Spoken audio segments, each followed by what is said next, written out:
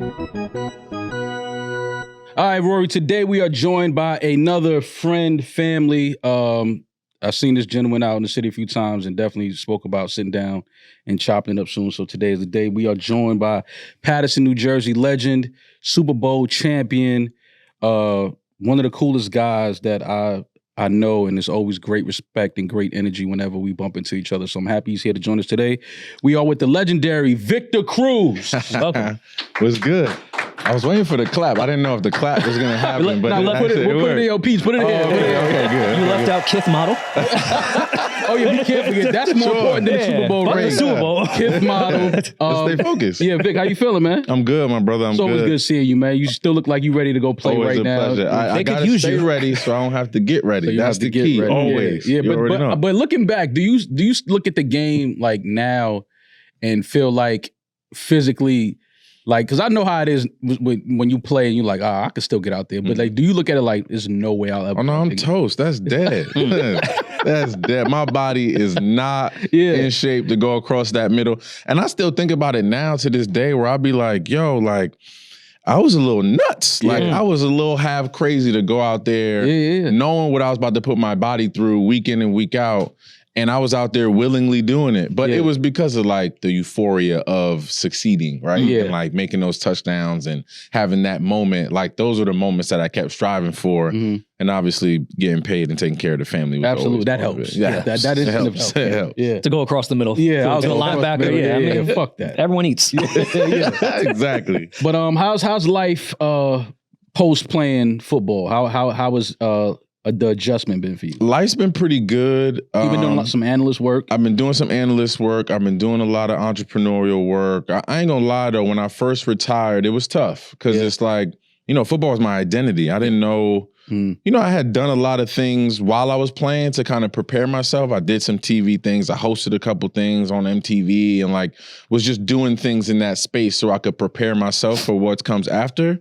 But that was all just while I was playing. That was fun until the shit actually happens and you're like, oh, the curtain's closed. Like, I got to figure something out. So I did the analyst work, but I always knew that I wanted to do more things. I always wanted to host things, host different opportunities. I still work with the Giants a bunch. I got my own show on there called Players Lounge where I just chop it up with the players about things outside the game.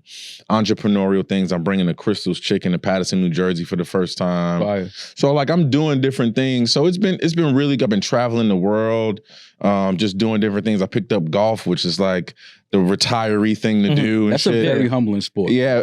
Extremely. Very humbling sport. Because you as a one of the football players, y'all are probably the apex of athletes. So for somebody that played at the level you played at, transitioning into golf, how much does that humble you where you feel like, yo, I'm Victor Cruz, I'm in shape, I can do anything? It's the most, I don't give a fuck who you are. I don't care. You'll take the middle linebacker. I prefer, I'm more comfortable there. Plus I got a helmet on. Like if something happens, I could kind of hide underneath there. Nah, golf, you hit a bad shot or you shank one into, and I wanted to put myself in the uncomfortable positions first. So I played in pro-ams out the gate, first year playing. I'm in year 4 now, so I'm a little bit better, a lot better than I was then actually.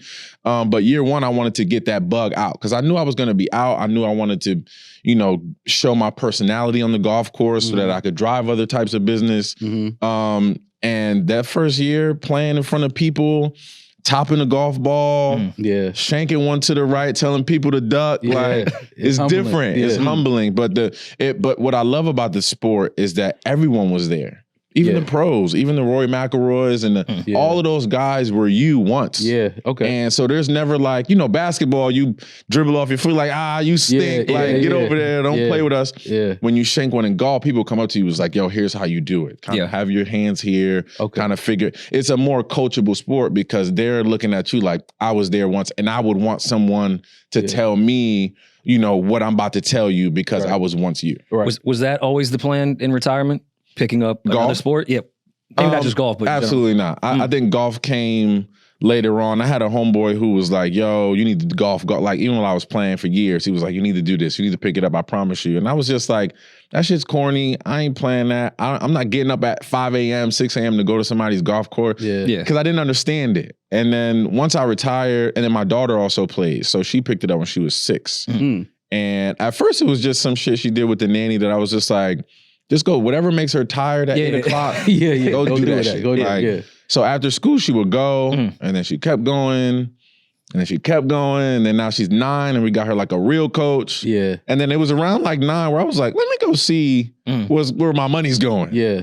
And I went to a practice. We got there a little early. She's like, Daddy, I want to warm up a little bit. I was like, all right, bet. She grabbed her putter, took 3 golf balls, dropped them on the putting green, took her time, putt 3, and it was like quiet. And my daughter's like very high energy, like always talking, super smart, but always got to go. And she was quiet. I was like, focus. Oh, this is the sport that gets you to shut the fuck up and just lock in? Yeah, let's do that. I'm doing this with you. And then COVID hit. Okay. So right when COVID hit, I got in because golf was pretty much the only thing you could do. Yeah. That was like, outdoors, and you're not close to anybody really.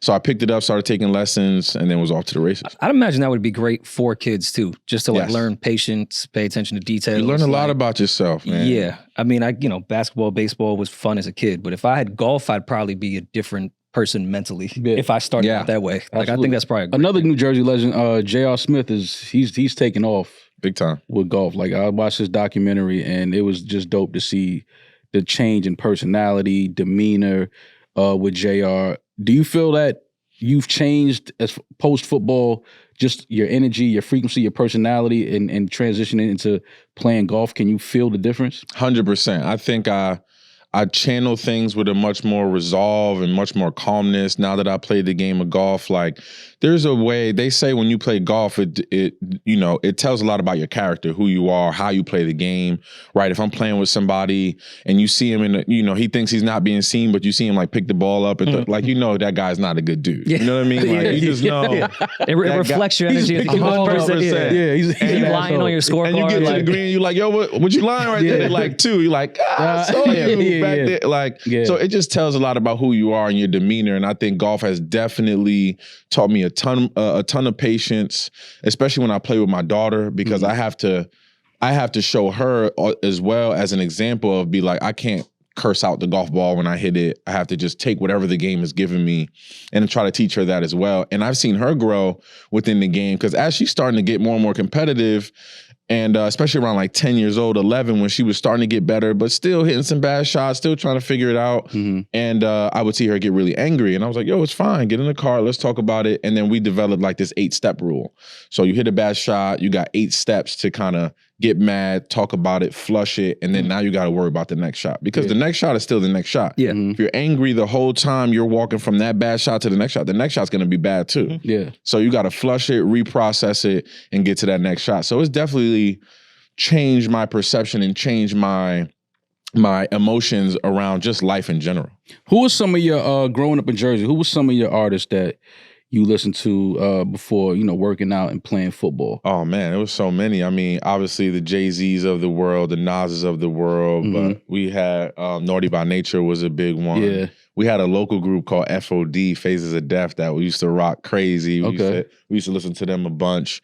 But who else? I mean, my pops was always on some Lost Boys. Mr. Cheeks was heavy.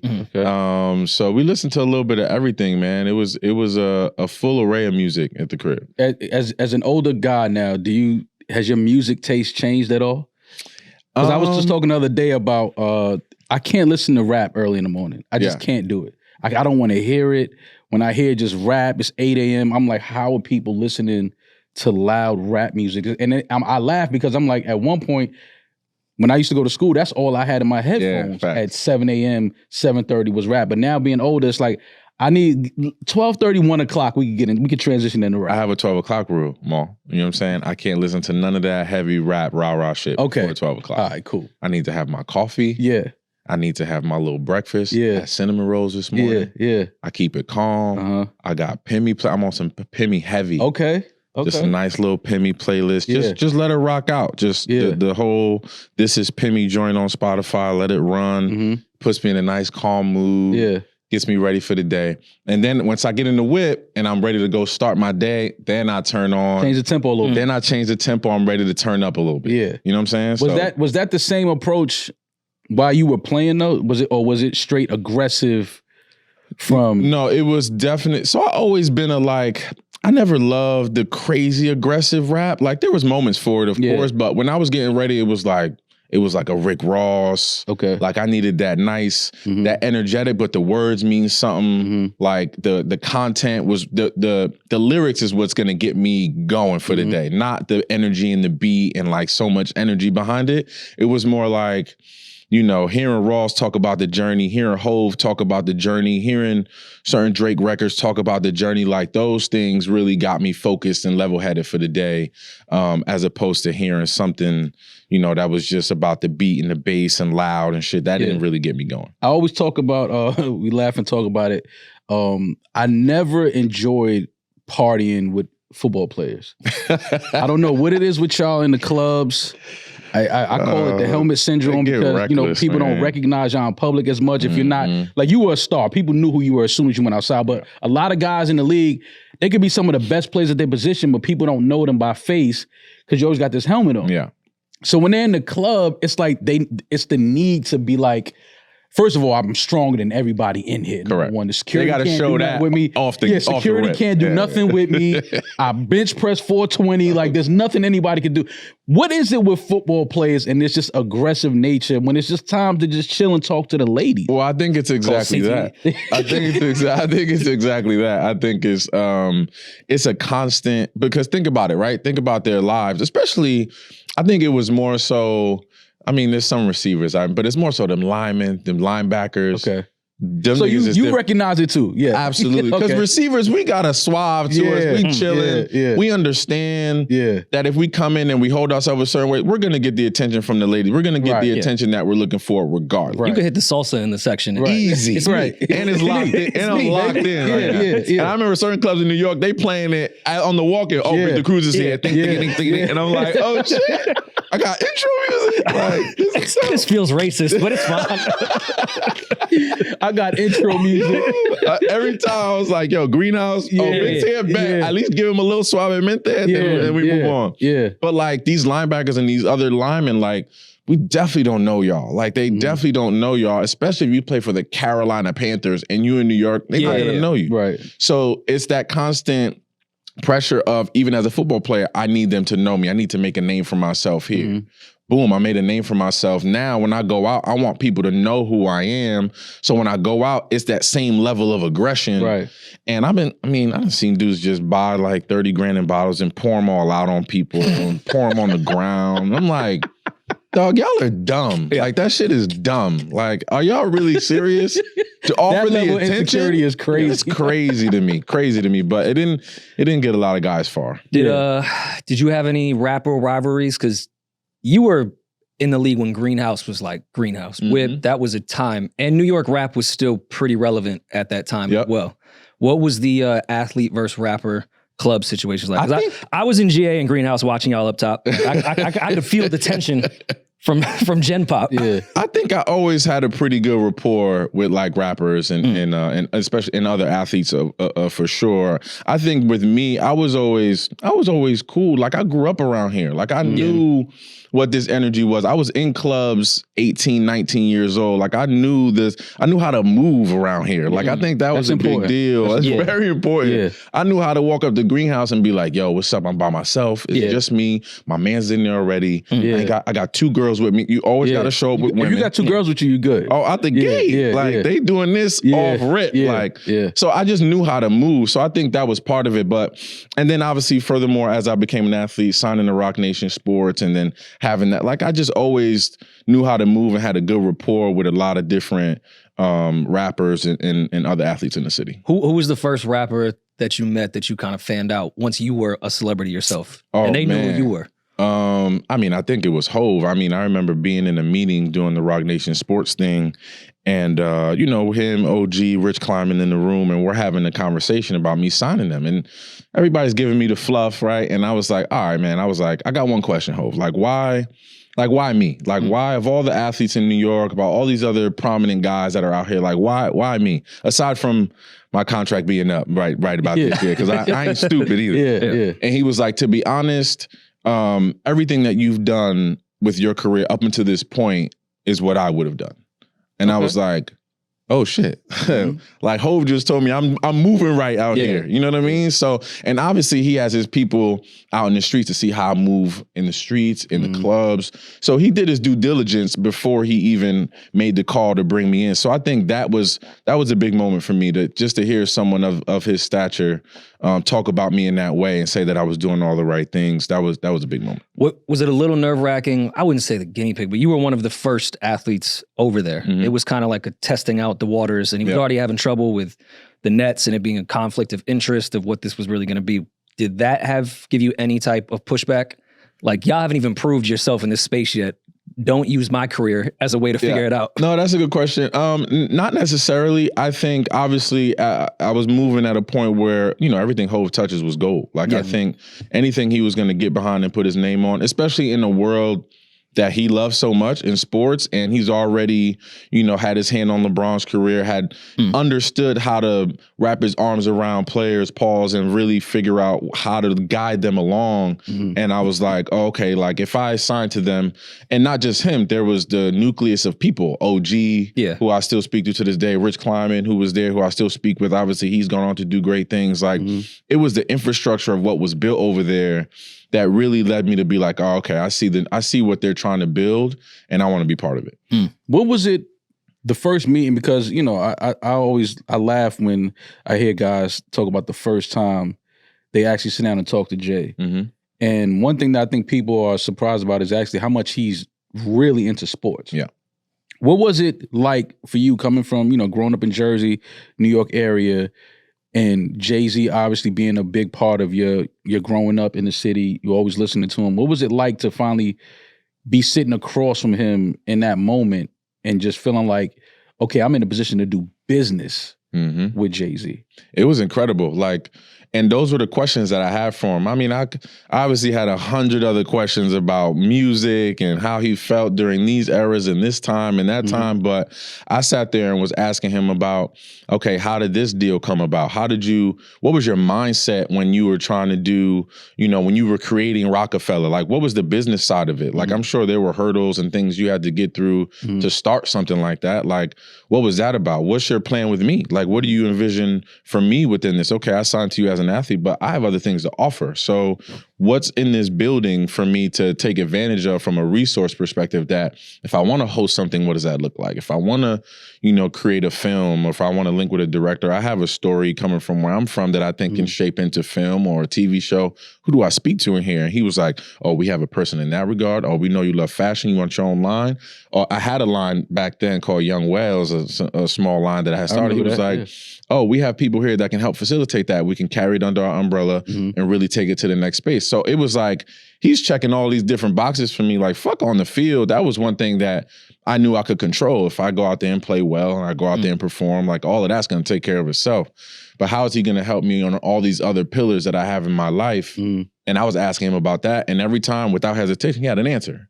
Oh, and a name. Like, oh, we have there's a guy right down the hall that we just hired that can help you with that. Oh, we have, and you have a person that you want to bring as your point person for this, we'll hire him too and bring him in the room. Like, all of these different things were happening. And I was just like, oh shit, like he's not just, hiring me or bringing me on as someone just to put as cachet. This is real. He wants to be invested in the Victor Cruz brand, Yeah. And that's what kind of turned me over for sure. Where do you get your resilience from? Because, looking back at your career, even back to UMass, you had to, because of academically, you missed some time at school. You obviously went back and got your, I think, bachelor's. Oh, y'all motherfuckers did your homework. Y'all are real. This is a real. I know we used to see each other out in the streets, Vic, but this is real. Yeah, this is real shit. I should have known by the way the leg was crossed that this was a real situation. This is when you pay taxes now, Vic. We pay taxes now. Pardon me.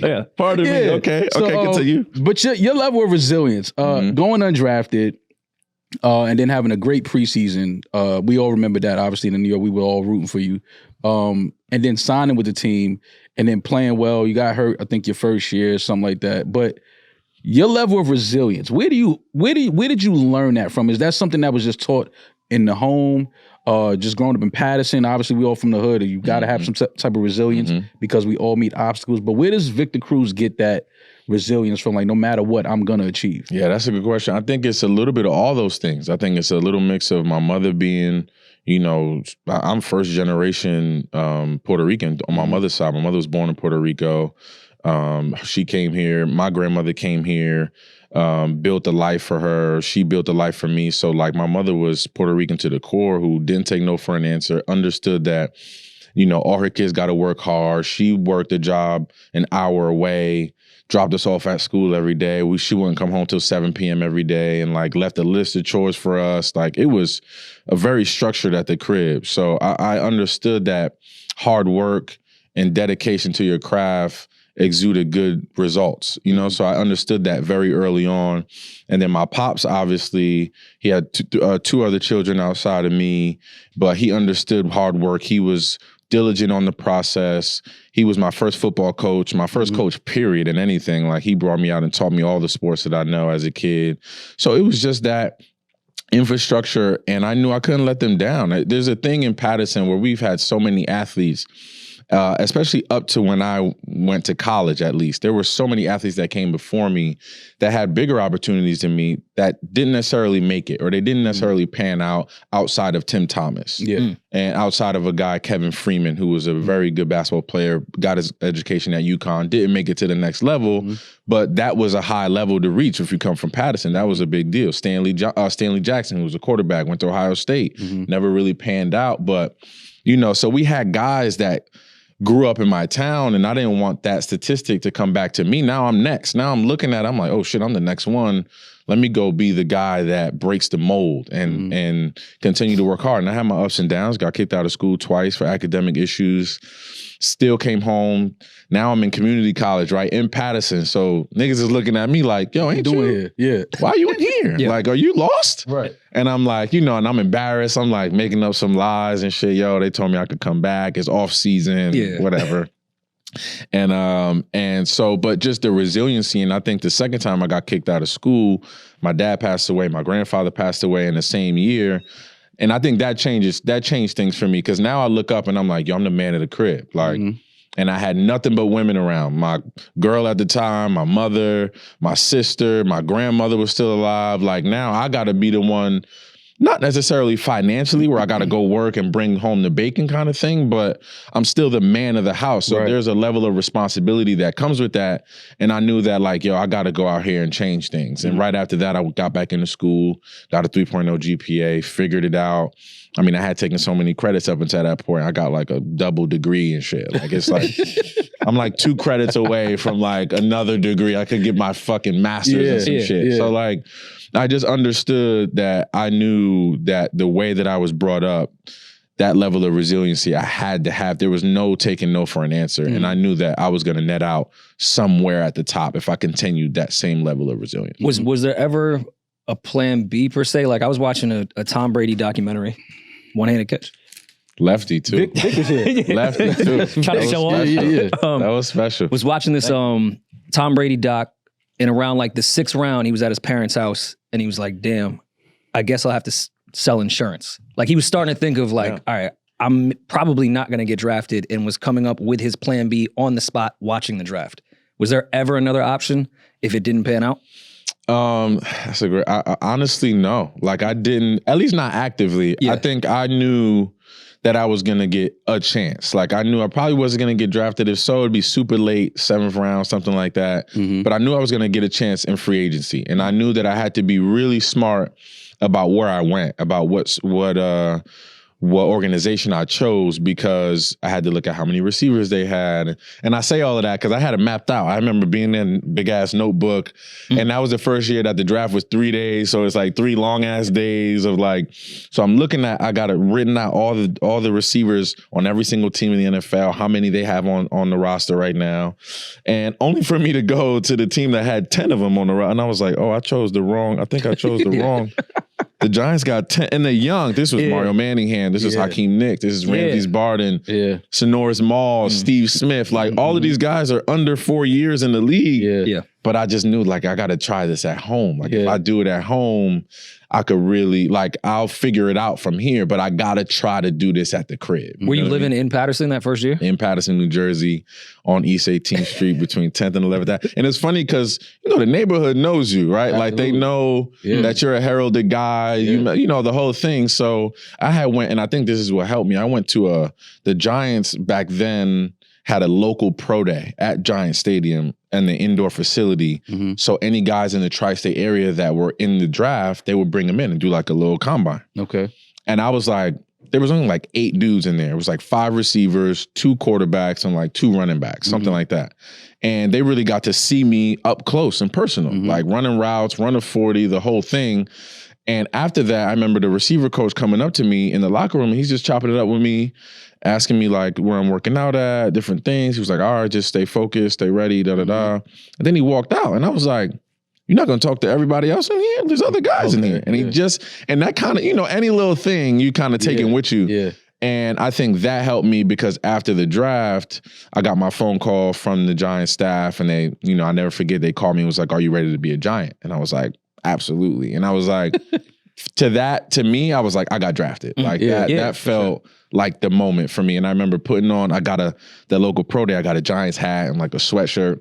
And I remember walking outside, and the whole community was outside waiting for me to come outside and give them something. Yeah. And I walked outside with my Giants hat on, and they all like started going crazy. Yeah. And it was a dope moment. And I ain't even tell them that I didn't get drafted. That to go through all the doldrums of free agency. I was like, I'm going to the Giants. That's all y'all need to know. That's all y'all need to know. And we took it from there. When was the first time? Because I'm trying to remember it, but the first time you did the salsa in the end zone. I can't remember what game it was, but I do remember that was everywhere. The first time you did it, it was on the news. Every sports outlet had you in the end zone doing the damn. What was that? Did you plan that, or was that just like impulse? So it was I didn't necessarily plan that, but I remember it was week 3.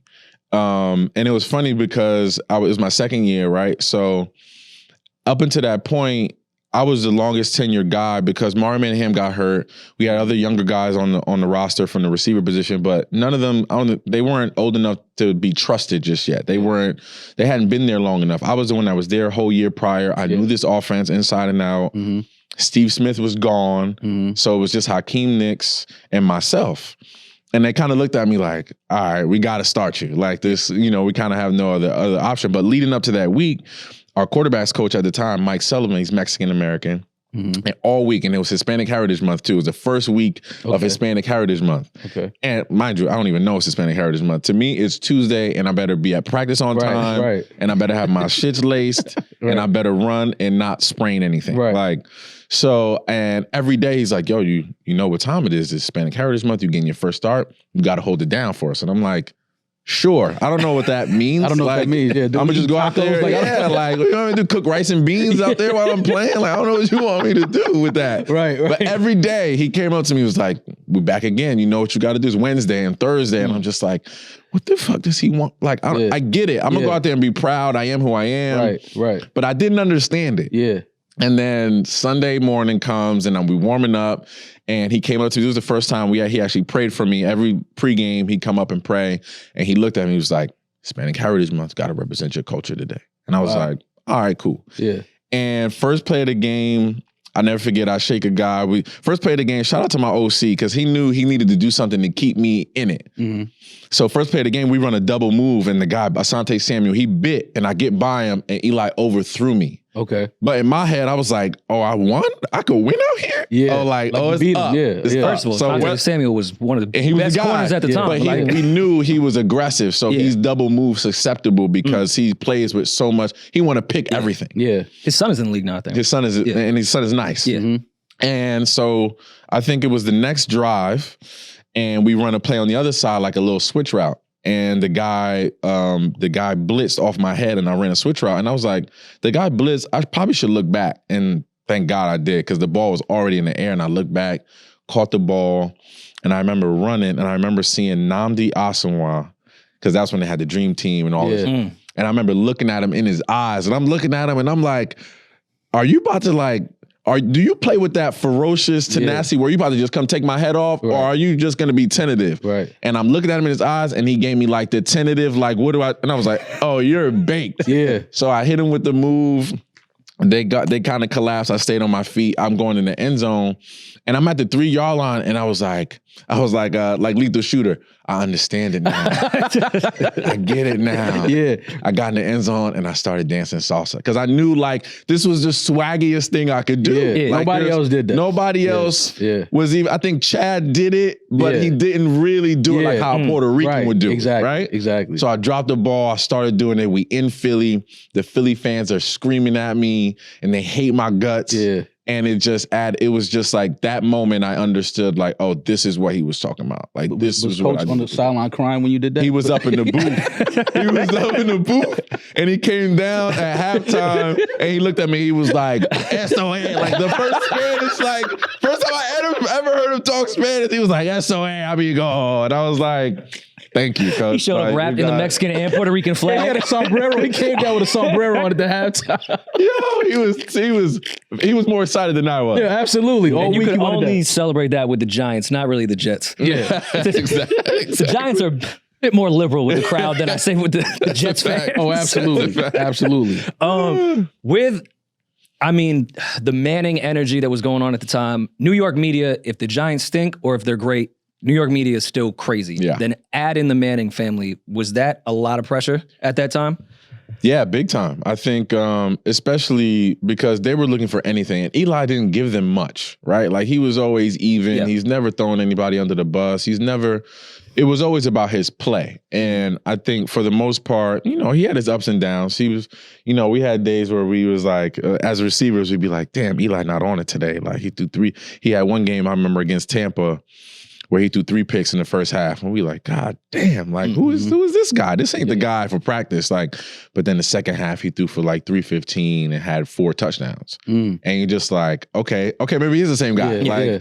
So we had our ups and downs with Eli, but man, that media pressure is real. Like, you'd go anywhere. I mean, I was on the heavy, Coach Coughlin used to call it the rubber chicken circuit. I was on every gala, every, New York Presbyterian, I was at all of them. And, the media's there and they're asking you questions and you better answer them a certain way or they're going to clip you out. They're going to take that one blurb. Get in the locker room, now you got beef you didn't even know about. Yeah. So now I got beef. And now like every week was like, well, how do you feel about the Bears coming up and their DB core? And you're just like, in my head, I'm like, I don't give a fuck about none of them. Right. But I gotta stay super solid and just be like, we respect them, we understand. But they're a great team. But we think we got guys that can take advantage of, we do the politically correct thing. So, but you had to walk that fine line. And, there's days where, especially once I got a little older and I had a little bit of tenure and I won a Super Bowl and I went to a Pro Bowl, I was like, now I could talk my shit a little bit more.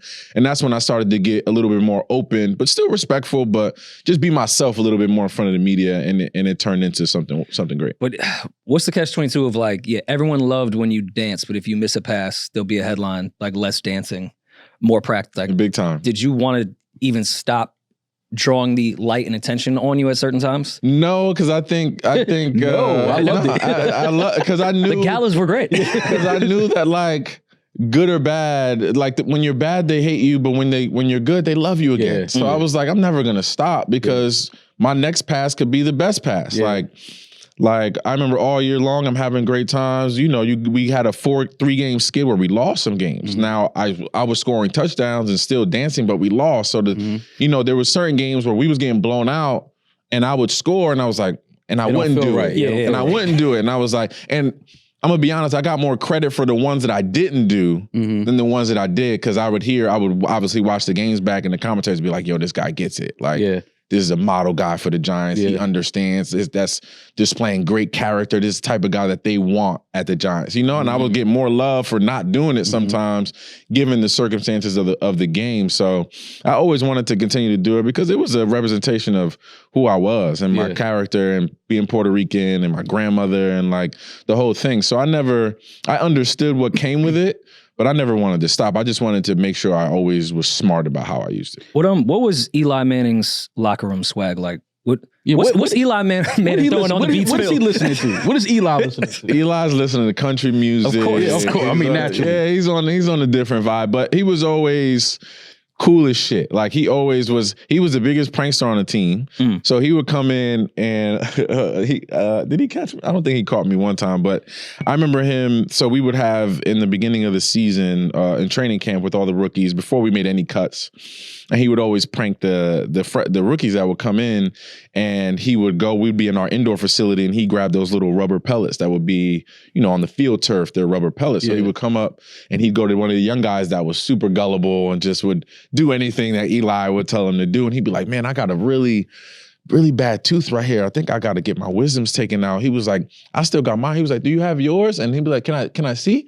And they'd be like, they'd like pull their cheek back, and he would dump like a mountain of just rubber pellets down their mouth, paws, and they'd be like choking for like 2 days. And then the coach would call them in. They'd be like, all right, second group. And they'd be like, yo, hilarious. So he had a whole bunch of like practical jokes and different things. He would turn, even just last year, we just got a new GM, Joe Shane, whatever, just 2 years ago.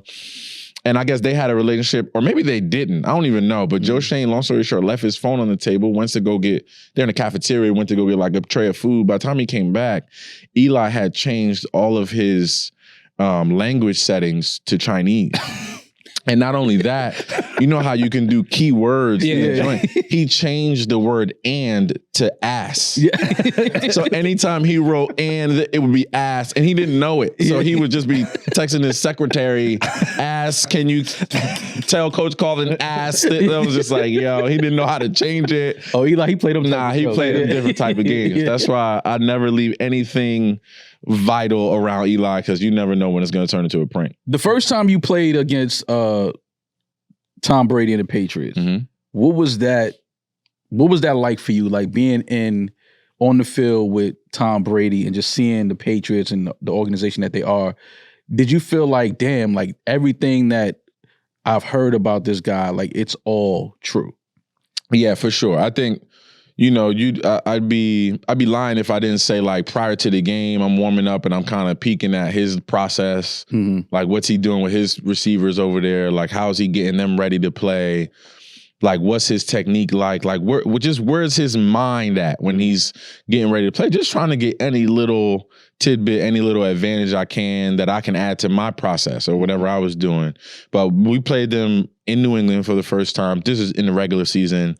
And it's cold as shit. And it's like one of them typical like November New England games. And you're just like, okay, this is it. And we went in there and we beat him. And we went down to the wire, and it was Edelman, and it was the whole thing. And I just remember being like, yo, this is like, they're a top tier organization. Like Tom Brady has those boys playing on a different level, on a different scope. They just understand the game differently. And luckily, we were of that same ilk, right? I think Coach Coughlin prepared us the same way. Belichick understood that. Belichick comes from that New York Giants cloth as well. So like, very militant, very structured kind of setup on both organizations.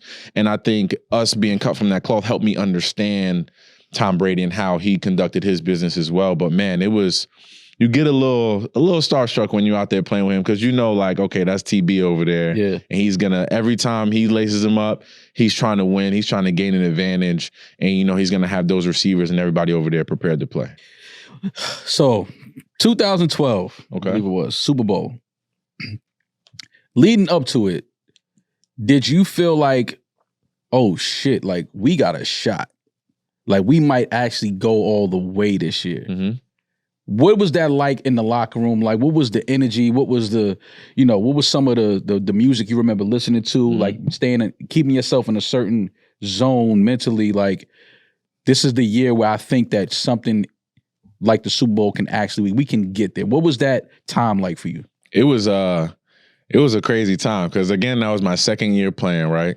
And we have a bunch of, I wouldn't consider myself a leader on that team just yet. I was kind of climbing towards it, but we had Justin Tuck, obviously Eli, O.C. Umenyiora. We had OGs like Rocky Bernard, who was out there, like who had been, 12 years in the league at that point. So I was leaning on them. Like they were the ones that set the tone. But man, I think once we rattled off all of those games leading into the playoffs, and then won all the, beat Atlanta at home, beat Green Bay in Green Bay. Like, then the San Fran game was like, that was the biggest test, I thought, in my opinion, was like, okay, San Fran they're going to beat us up a little bit. Can we withstand? Can we fight through and win this game? And that was the biggest test for us physically.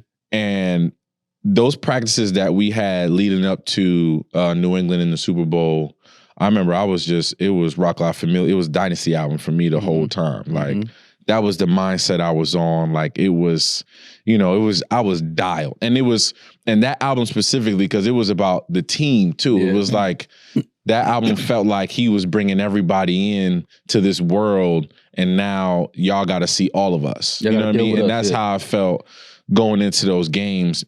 And I'm going to be honest, at every level that I've ever played the game of football, those practices leading up to that Super Bowl game was the most perfect practices that we've ever had to this day. Like, there wasn't a drop pass. There wasn't a missed assignment. Everybody knew what they were supposed to do, to the point where we would come, it'd be like the Tuesday before after a practice, and our coach had no notes. Like, he literally was like, guys, for the first time ever, I have nothing. If I told y'all something, it'd be like white glove getting a little dust off, and I don't even want y'all to think that y'all are doing anything wrong. So we're just going to watch film on New England tonight. Like, we're not even going to watch practice because y'all get it.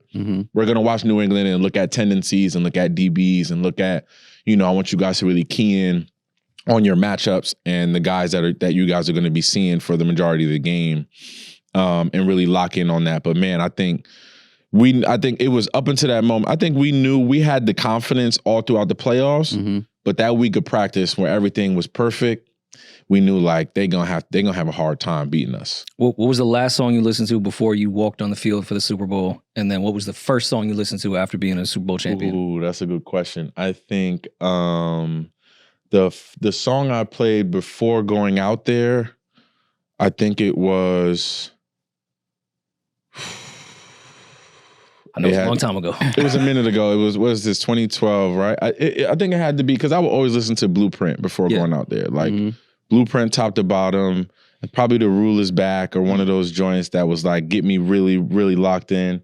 And then after the game, I was listening to anything Drake at that point, because he was like, all them, he was at the height of it. Yeah. We were partying crazy. Drake was obviously the biggest thing on the planet back then, and we were partying. It was all you heard in the club. So it was definitely something Drake related back then. But man, it was a time. And I remember, we had a lot of alcohol as well. It was a lot of liquor. And the best part is like, you're still with the team. So the next day we got to fly back home, and everyone's hungover. And I was like, wow, I ain't never been this hungover, like in front of my receiver coach. This is weird a little bit. So he's like, yo, you good? I'm like, Like, which way is the bus? Because I can't open this right eye. Like, Then we go to the parade to get more drunk. Then we get ready to get more drunk. Like, at that point, it's like, fuck it, who cares? Everybody drunk. We all in. Being from Patterson in the era that you grew up in, what's your relationship with Jersey club music? Ooh, man, big time. I remember we used to go down to Elizabeth, New Jersey. I forget the name of the club. It was like 2 clubs off the highway. And those were back in the days where we used to dance. Abyss or something like that. Probably yes. And there was another one across the street. It was like, you used to walk across this dangerous ass highway just to get to the other side of the club. And I remember like, it's time for the percolate. Like it was a thing. And I remember leaving there like, I sweated out my drawers, my pants, my shirt was off. Like there was no, like that's when we used to dance for real. The Walla parties. Yes, 100%. So, I miss that. I remember that energy. I remember loading up, somebody's mama's van to go down there and really party and have a good time.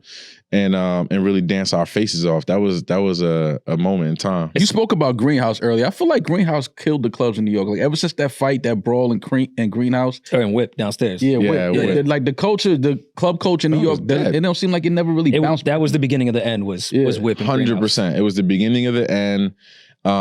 Shout out to I think Chris Brown and somebody else had a fight down there. And then Tony Parker caught a crazy. Were you there that night? I was there that night, but I left right on time. Like literally, I got home and it was like, "Yo, it's going crazy." I was like, "Right now?" I was like, "I just left there. No way." They was like, "Yeah, it just went down over here," and I was like, "Wow." Yeah. And then someone, I think, right after that, because I think they stayed open, but someone died. Someone got shot. Yeah. And then that really, that was it. That was the end of it. That really did. That neighborhood was like, "Get this out of here. Get this out of here." But it mainly was Chris and Drake that ruined. That was the high level of why it was done. But what's so funny about that was like hearing about it the next day. It wasn't crazy that Chris Brown and Drake fought over a woman. It was who hit Tony Parker with a bottle. Yeah, like where was Tony Parker at? I never even knew Tony Parker clubbed until that day. I was like, I've never seen Tony Parker. Him and Tim Duncan did like family barbecues. Tony Parker used to be outside. Yeah, but Tony Parker is 5'8". You know, he can kind of be low. Yeah, he can be low. Yeah, low. So he used to be outside, but he would be super low. Yeah, he caught a bag off that too. He sued. As he should have. I would have sued everybody. Like everybody's absolutely. You said you had your shirt off at the club. I'm glad. The infamous Yacht. I'm glad that's what you picked up. No, listen. There was one time I was in Griffin. I think you had your shirt off. Oh, God. Yeah. I mean, if you work out as much as Vic, I don't listen, you can't be mad. But again, I'm still a football player, right? So I'm still rooted in that. Or you're on that line of I have to be over aggressive. Yes. I get it. Still there. But I'm glad the infamous Yacht picture. I'm glad that you chose to keep your shirt on. We were going great. No, we were doing Yacht picture, Tony Parker. The Yacht picture is super legendary, super nasty. But you my guy. I'm glad you had the wherewithal to keep your shirt on in that moment. Thank God. And not look as crazy. Thank God. Who orchestrated? Who's the one that say? Because I'm gonna say Trey Songz did. I'm gonna say Trey orchestrated that. Well, it was his. Who took the photo? It was his man's. His man's was like we was just chopping it up on the front of the boat. Yeah. Mind you, we just won a playoff. Let me paint the picture for y'all, Rory. Okay. We just won a playoff game. We want to play. No, we won our last game of the season to get into the playoffs. We now know that like, yo, we're good. We're in the playoffs. We're in. We're coming from Philly, which is just up the street there. Yeah. We come back on the train. Is like, yo, I got the plane. We going to Miami. I was like, maybe we shouldn't go. I'm just throwing it out there. We just won. I know we're excited. Yeah, but maybe we should sit this one out. Maybe we should just wait. I think I needed to say that. Just wait. I had to say it. I was like, as the OG in the group, I'm just going to say it. Yeah. These young niggas was like, they looked at me like, we out of here. You coming with us? Yeah. Or you can go home. Like, we're going. And I was like, all right, mine just New Year's Day. Yeah. So I'm just like, you know what? Of course I want to go. Yeah. But I was like, I got to make sure that chaperone. You got to chaperone. I got to make sure that we are at least, I can bring all of them back together. So we get on the plane, we go, we have a great time. We go to Live, we go to 11. Trey has the crib. He's like, yo, let's get on the boat. The sun is up. I'm like, all right, bet, whatever. We go on the boat. Now we're just hanging in front of the boat. Yeah. We're hanging out and we're having a conversation. Trey's man goes, yo, let's take a picture. And I'm like, all right. Yeah. I'm not thinking anything of it. It's just a photo. Yeah. And, his man gets the camera out. We all, line up, whatever. We're all kind of in our same positions. We take the photo. And I distinctly remember taking the photo and looking around. I was like, there isn't a female. There's girls in the boat. Yeah. But I was like, why didn't we just grab one? There's not a female in sight on front of that boat, bro. And I didn't think nothing of it. Whatever we get done, which made it sicker. It made it really bad. In my head, I was like, "Of course, there's women on the boat." Did somebody say, "Nah, just the fellas for this one"? Fellas for this one, yeah.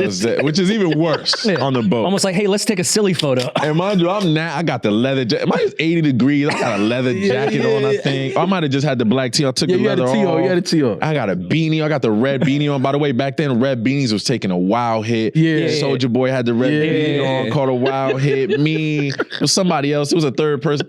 It was the red beanies was taking a wild hit back then.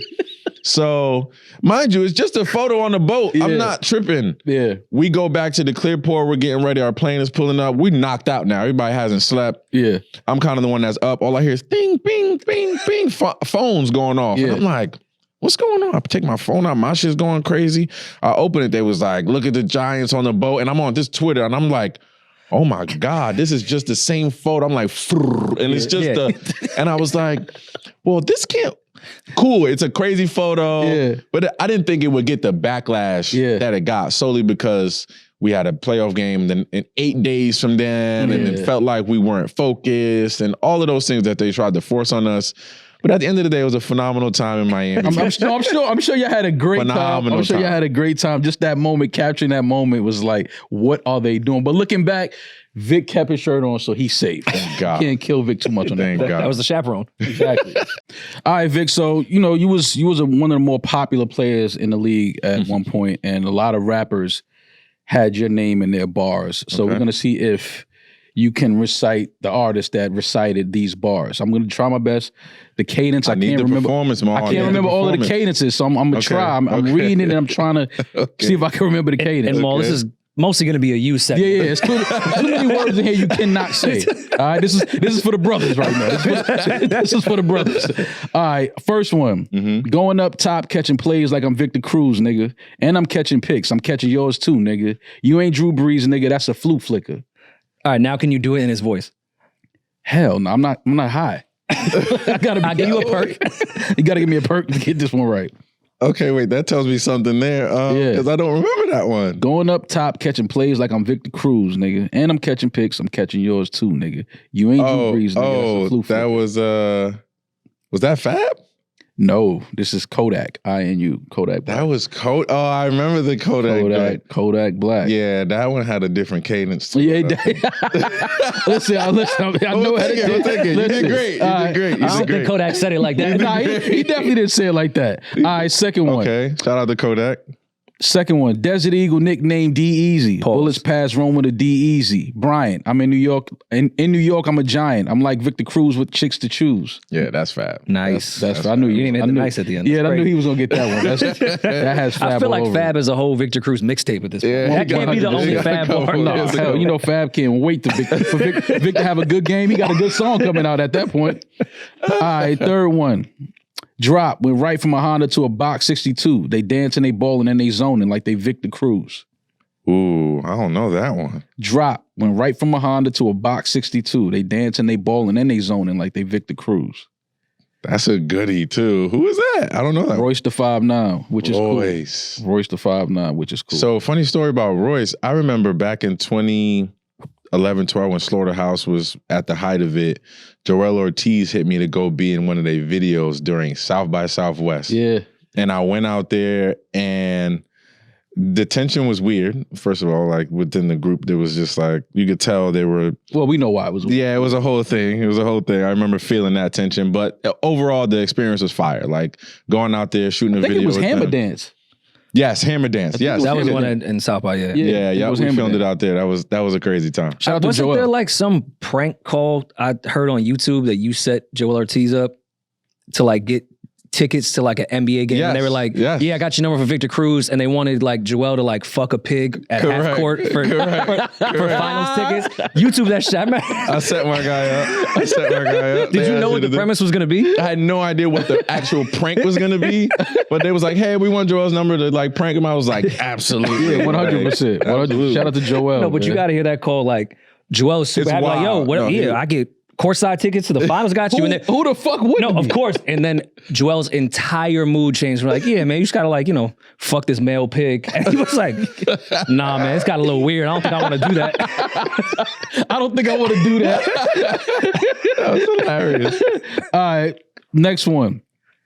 I was skipping school trying to get a plug on a brick of food. I get them shipped to your living room. One call, I bet they touched down in New York, just like Victor Cruz. I see you tried to get in your bag with his. He got in his bag with that one. I know that cadence. I know that cadence. Down in New York. I was skipping school trying to get a plug on a brick of food. I get them shipped to your living room. One call, I bet they touched down in New York, just like Victor Cruz.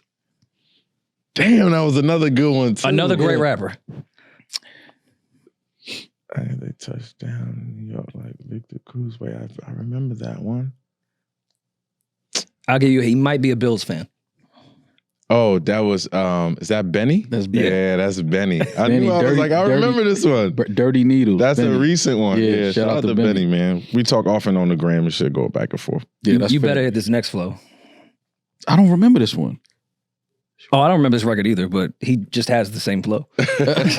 All right. She ride the dick like yeehaw. She don't fuck with no cowboys. I beat it up like I'm He-Man. She love fucking them G-men. And after I score, I do the salsa in the. After I score, I do the salsa in the Victor Cruz and that Phantom. Yeah, but why you ain't just say pussy? He'd been cursing all this other time. All right, let me try this again. She ride the dick like yeehaw. She don't fuck with no cowboys. I beat it up like I'm He-Man. She love fucking them G-men. And after I score, I do the salsa and the Victor Cruz and that Phantom drop the antenna. I don't know where he was taking us with the last bar, but still a great rapper. I didn't really. I gotta hear this one. Yeah, it's a Victor. Sound like he don't know this. He like, who the fuck is that? I have no idea. That's Game. Mean mugging. Oh, that was Game. That's Game. Okay. Or Mean mugging. This one This one's hilarious to me because the first bar and the second bar have absolutely nothing to do. Nothing to do with each other. Okay. Salsa dancing on this shit. Victor Cruz riding with the chopper like I ain't got shit to lose. I don't even know how those two things connect. Has nothing to whatsoever. do with nothing. Yeah. Salsa dancing on this shit. Victor Cruz riding with the chopper like I ain't got shit to lose. What? Never salsa danced before you saw the op? Nah, never. I have no idea who that is. He was on the Dynasty album. Okay. It ain't. Well. Salsa dancing on this shit. Victor Cruz riding with the chopper like I ain't got shit to lose. That means absolutely nothing. Only person on the Dynasty album that would say some shit like that. That would have the chopper, have nothing to lose, would probably be Beanie Siegel. That would have been my guess. That would have been my guess too. Is Freeway. Oh, the other one that has nothing to lose. Yeah, he also had nothing to lose. His beard was sticking out for every homicide. Yeah, that was Freeway on Rock Reunion. Holy shit! All right, last one. Hail Mary, told us the world, ain't got shit to lose, about to go long, celebrate like I'm Victor Cruz. Every time someone wants to rap about Vic, they got nothing to lose. They got nothing to lose. Nothing to lose. I love that. They're doing nothing but winning. Hail Mary, told her it's the world, ain't got shit to lose, about to go long, celebrate like I'm Victor Cruz. Wait, that was Jeezy, I think. Mm-hmm. Jeezy. Hail Mary, which is a great record. On Hail Mary. All right, so Vic know a little bit. You know a little bit of music, man. Catch a couple just a little bit. Yeah. You're very humble.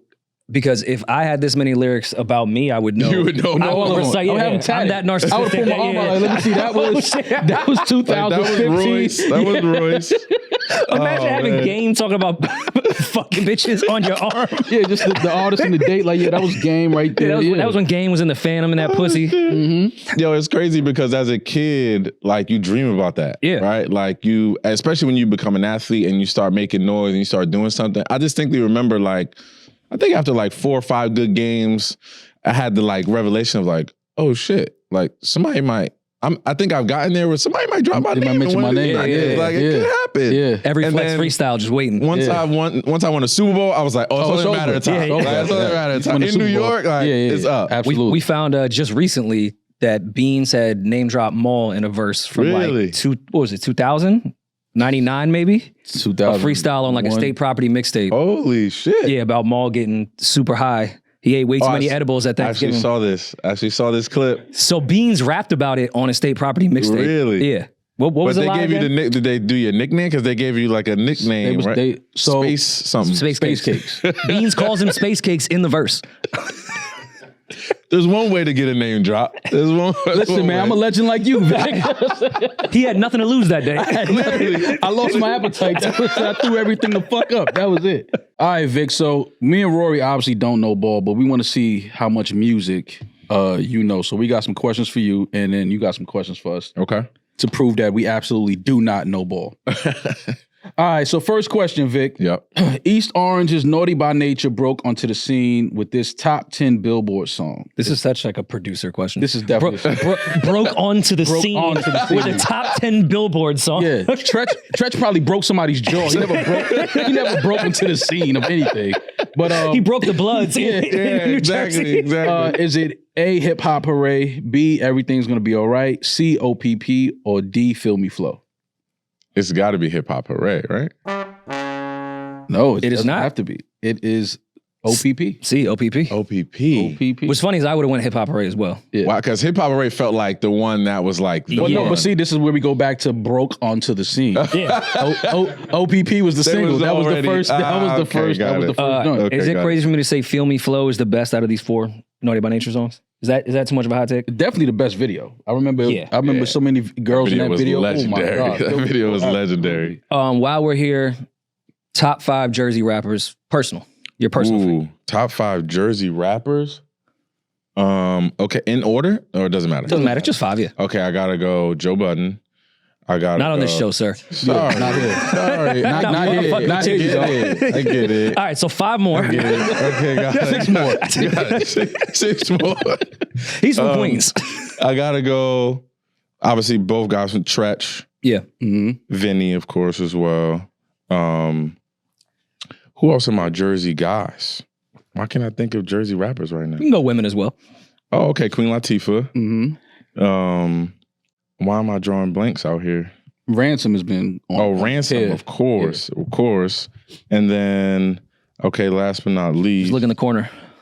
Oh, okay, Lauryn Hill. Obviously, obviously, yes, Lauryn Hill for sure. I always forget about Lauryn Hill being from Jersey, even though like they got the studio in Orange that I've been to numerous times, and like just to know that they created legendary music in that place, and that all happened mostly in Jersey. Yeah, is a beautiful thing. We can't talk Jersey rappers and not say Redman. I'm gonna just put that out there though. We gotta say Redman. Absolutely. I'll swap him for Joe. How about that? There you go. We like that. There you go. Finally, some sense on the show. All right, my question for y'all. Okay, after playing 4 seasons with the Giants, I ended my career after signing with this team. A, the New York Jets. Browns. B, the New Orleans Saints. C, the Los Angeles Rams. And D, Chicago Bears. Oh, the Bears. How'd you just like click I said that? Browns. I knew it was like, it was a B. I don't know if it was the Browns or the Bears. It was the Bears, right? It was the Bears. There you go, the Bears. I was there for a little cup of coffee. Yeah. It's funny because once I transitioned, you know, the stigma, or not the stigma, but something they tell you in the league often is like, oh, it ain't, you know, when you leave the Giants, it ain't the same everywhere. Or like it ain't. And I'm like, well, I'm going to the Bears, heralded organization, been around for 100 years. Like they absolutely run a high level organization there. And I got there and I was looking around, I was like, this shit is trash. Really? Food was trash. Ownership was trash. Wow. Like Chicago? Coaching staff was trash. I get that part, but food? I meant in the organization. Okay, like gotcha. the cafeteria, like that part. It was just lunch, deep dish pizza all the time. It was just awful. In comparison to the Giants, where it was like gourmet, we got packaged lunch. I'm talking about Prince Amukamara would come in. I mean, he's a different type of person, but he would come and just not steal because it was free, but he would like take a bag and dump Gatorade and take the shit. I would go to his crib and he got like the Giants locker room of Gatorade in his fridge. I'm like, bro, you know you made $8.5 million last year. I know what your contract is. $8.5 M's last year, bro. Go get a deal with fucking Powerade or some shit. See, that's how you keep generational wealth, man. If you get saving his money. He's still to the same day. Mind you, he's retired. He'll go back to the Giants right now and take the same bag. And it's really nuts.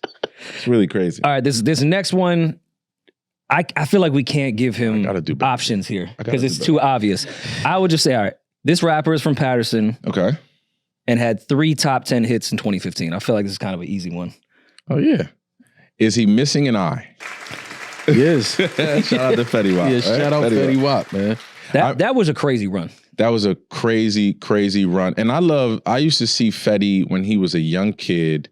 And back then he was just a kid with like a little eye, he just had a little eye patch on. And he would be running around 12th Ave. And we would just see him and we knew, because he came from like, his family was like a musical family. But we didn't know what his talent was. He didn't really display any of that. He was just a young kid running around Patterson. And then fast forward, I think I went to college.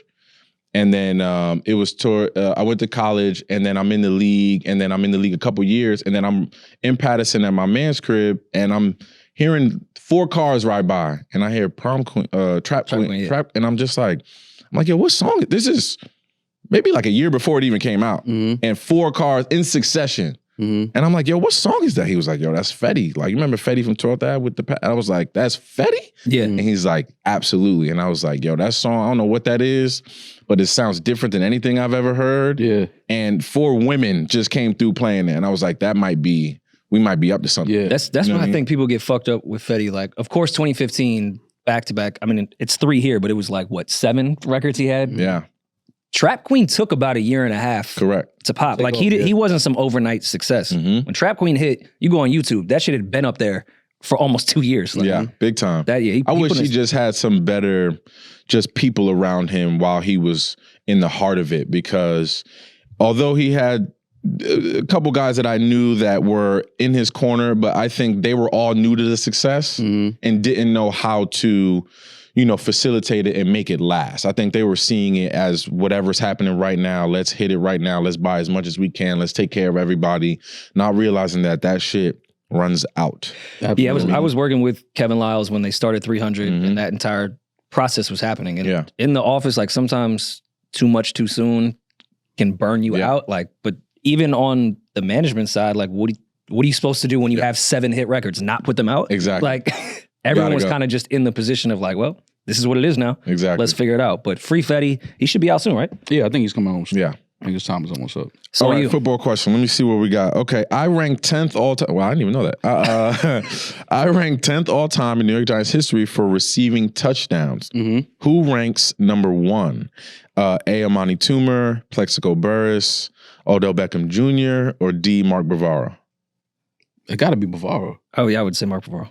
Ooh, y'all just showing y'all age. Not really, because it's the answer is A. Amani Toomer. Oh shit, really? But yeah, Toom sneakily has he has a lot of records with the Giants. Really? Because I think he's the longest tenure. He was there the longest. Yeah, he was there for years. And every time I see a Toom highlight, he's like tiptoe catches on the sideline. He had the best footwork of any receiver. See, when you asked that question, Vic, I was thinking back to my Tecmo Bowl days. Okay, got it. And I used to go crazy with Mark Bavaro. It was the same play. Mark Bavaro was the real deal. Tecmo Bowl. What was that first year like with Odell? Did you guys know he was an alien out the gate? Yeah, big time. I think when he first came in, he had a little injury. I think just a little like hamstring or something. And so he didn't really practice with us at first because they wanted to preserve him, make sure, they kept him, they tried to get him back as healthy. But I would see him kind of out the corner of my eye working out and, they'd be throwing him balls. And I was like, oh, okay, that catch was different. Or like, what's going on over there? You know what I mean? So I remember the first practice he came out with us. And they wanted to test him immediately. They're going to see, especially at the NFL, like I would say in the league, practices are much harder than games. Like in practice, you have to prove yourself each and every day you come out to practice. And I remember they put him in. It was the first play he was in, and they gave him it was just like a fly route. And I hadn't seen no one be as explosive as that down the field. And he jumped up and caught it. And caught it for a touchdown over like our best corner at the time. And everybody kind of stopped and looked at each other and was like, I think we got one, guy. Think we got one. And then fast forward, he had an amazing career with us. Amazing career overall, obviously. But we knew, at least I knew in practice early on. And then from then on, like all the one-handed stuff he would do the stuff he was doing in practice was even more insane than anything that he's seen in the game. The catch against the Cowboys, the catch, he had did that like 4 or 5 times in practice. Yeah, so nobody on the team was impressed. Nobody was like, oh, he just did it finally against the Cowboys. He did it against them. He did that against Dominic Rodgers-Cromartie in practice. Like, it was crazy. All right. Maul, you can definitely take this one based off the first option. Yes. Okay, I got you. All right, so you caught the first touchdown pass of Super Bowl 46. That was February 5th, 2012. What song was number 1 on the Billboard Hot 100 that day? A, Niggas in Paris. B, We Found Love. C, Good Feeling. Or D, Set Fire to the Rain by Odell. Ooh, this was 2012. I would have gotten this one wrong. Yeah. 2012. I don't think it was Niggas in Paris because that had to be 2011, I think, 2010-ish. Okay. So that's out. See, all the process of elimination. See how he got his bachelor's. That was definitely... Yeah. I won't tell y'all my SAT scores, but I'm going to go Adele. You are correct. You are correct. Yes. 2012. Yes. I would have went Rihanna and Calvin Harris, We Found Love. That would have been my guess. That makes sense, too. But then again, Adele is Adele. That song was everywhere. But Adele had a different type of wave. Yeah, Adele. And I don't got a lot of Adele songs in the catalog, to be honest.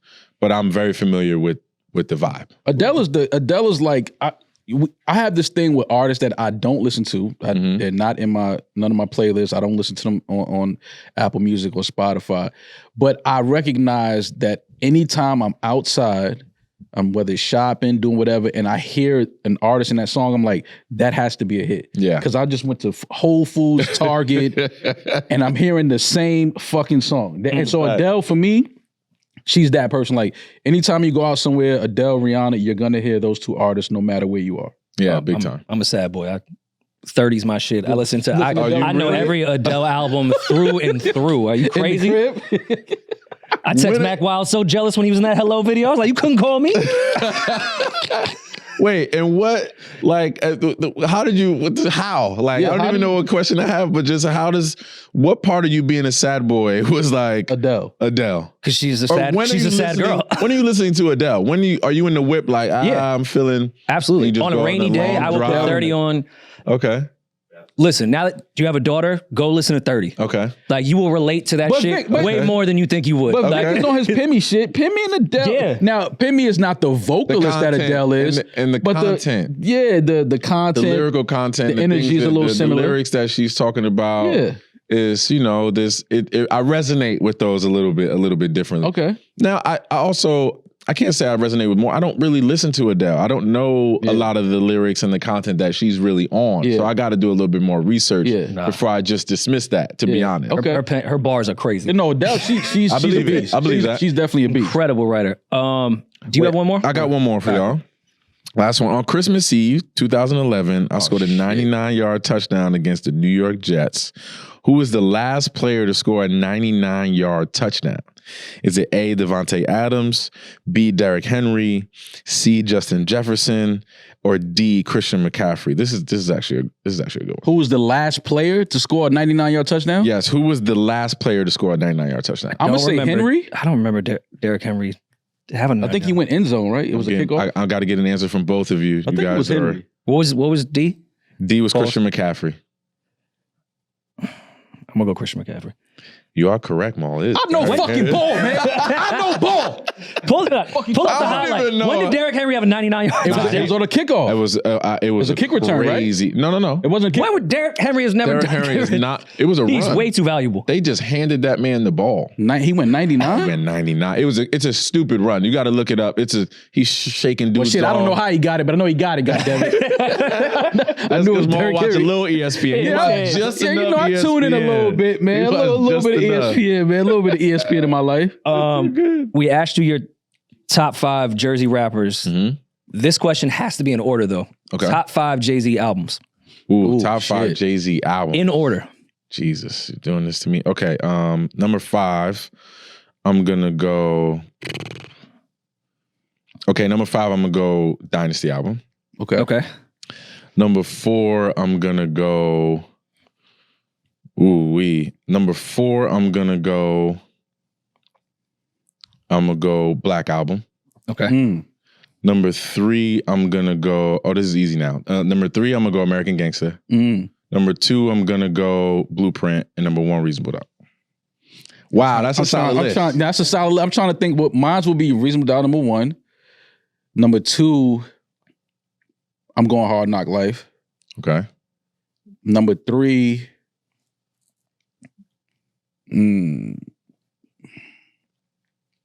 Probably American Gangster. Number 4, probably Volume 3. Interesting. Wait, Blueprint's nowhere in the top 4? That would be my 5th. That's the 5th? No, that would be 4th Blueprint for me. Okay. And then Volume 3, 5. Okay. Yeah. I would go Reasonable Doubt, Blueprint, Black Album, American Gangster, 444. Ooh, 444. And Volume 2 switches. Depending on what day it is, it's either 444 or Volume 2 would be my number 5. The first song I play after my 12 o'clock rule is So Ghetto for the most part. Almost every time. Because the beat, obviously the lyrics, it puts me in a different type of space. That would make my top 10 Jay-Z songs of all time, which is saying So Ghetto, you said? It's one of the greatest Jay-Z songs Show ever. closing. Nope. J to the 8. Wow. Nope. Who Timbaland did that, right? I think Timbaland did that. That's not Primo. That's Primo. So Ghetto. Primo. So Ghetto. I'm sorry. So Ghetto. Yeah. So Ghetto. Yeah. Primo did So did Ghetto. that. Yes. Primo. It's So Ghetto and It's Like That are like my 2 go-to. That's a goodie. Like when I I'm want to so rap. ghetto, makes bitches want to love with me. Yeah. Yeah, that's Primo. Yeah, that's Primo on the scratch for sure. Definitely. All right, Vic. Well, listen, man, this was long overdue. I'm glad we finally got a chance to sit down and kick it with you, man. Proud of everything you've accomplished. Proud of everything that you're doing. Let's stop running into each other by accident. Yep. Let's hang out a little bit more. I am trying to get into golf. I suck right now. I'm trash. But I was you, my friend. Yes, was you. But I want to get more into golf, so definitely got to get out on the course with you a little bit. And yeah, man, let's chop it up again soon, man. Absolutely, man. I appreciate y'all. I've been a big fan of y'all. I'm proud of what y'all are doing. Thank you, bro. And proud of the way you guys are carving your own path out here. It's really special to see. I've obviously tuned into all the little clips on social. Shit is hilarious. I'm always laughing at y'all. Thank you, bro. So keep doing y'all thing. Keep rocking. Thank you, bro. That's Victor Cruz, Rory and Maul. We know a little bit of ball, I guess. Just a little bit. No.